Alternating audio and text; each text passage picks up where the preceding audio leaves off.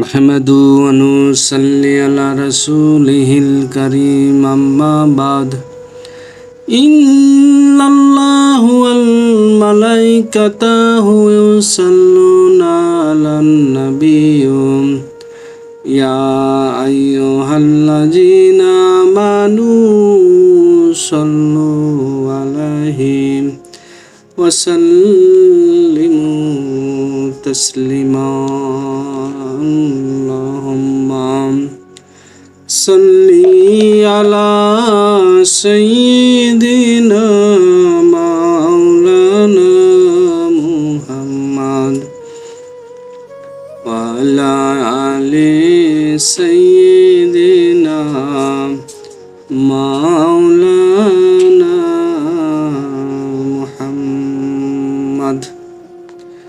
প্রিয় দিনী ভাই, আসসালামু আলাইকুম। শুভেচ্ছা জানাচ্ছি পবিত্র ঈদে মিলাদুন্নবী সাল্লাল্লাহু তাআলা আলাইহি সাল্লামের। মহান আল্লাহ তাআলা সূরা আল আম্বিয়া আয়াত নম্বর 107 ঘোষণা করছেন, এবং আমি আপনাকে সমগ্র জগতে রহমত রূপেই প্রেরণ করেছি। প্রিয় দিনী ভাই, লক্ষ্য করুন, মহান আল্লাহ তাআলা এখানে বলছেন আল্লাহ রাসূল সাল্লাল্লাহু তাআলা আলাইহি সাল্লামকে যে আমি আপনাকে সমস্ত জগতের রহমত রূপেই প্রেরণ করেছি। এর অর্থ দাঁড়ালো যে আল্লাহর রাসূল সাল্লাল্লাহু তাআলা আলাইহি সাল্লাম সমস্ত জগতের সমস্ত সৃষ্টির জন্য, সবার জন্য রহমত হিসাবে মহান আল্লাহ তাআলা প্রেরণ করেছেন। কিন্তু আল্লাহ তাআলা তার প্রিয় হাবিব সাল্লাল্লাহু তাআলা সাল্লামকে সমস্ত জগতে রহমত হিসাবে প্রেরণ করেছেন। এই রহমত হিসাবে আল্লাহ রাসূলকে আপনি কি মানেন? যেটা আল্লাহ তাআলা পবিত্র কোরআনে ঘোষণা করছেন।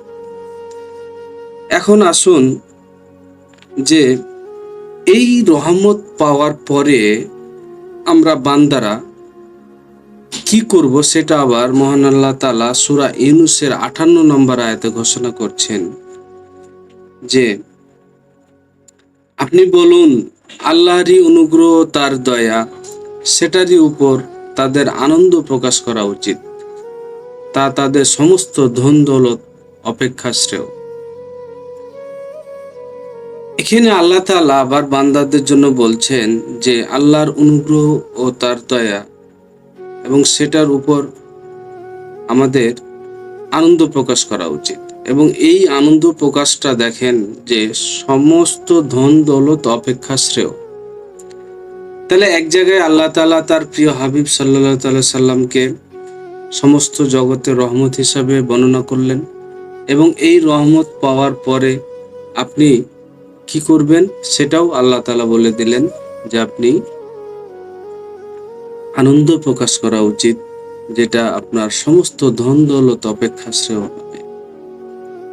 তো প্রিয় হাজিরিন, এই হলো মূল কথা যে আল্লাহ তাআলা আমার প্রিয় হাবিব সাল্লাল্লাহু তাআলা সাল্লামকে সমস্ত জগতে রহমত হিসাবে প্রেরণ করেছেন।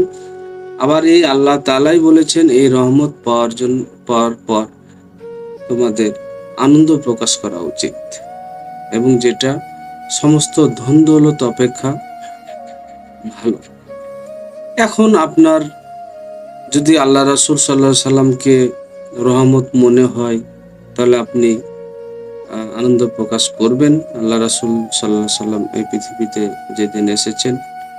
আর যদি আপনার কাছে মনে হয় যে না, আল্লাহ রাসূল সাল্লাল্লাহু আলাইহি সাল্লাম আপনার কাছে রহমত নয়, তাহলে আপনি নাও পালন করতে পারেন।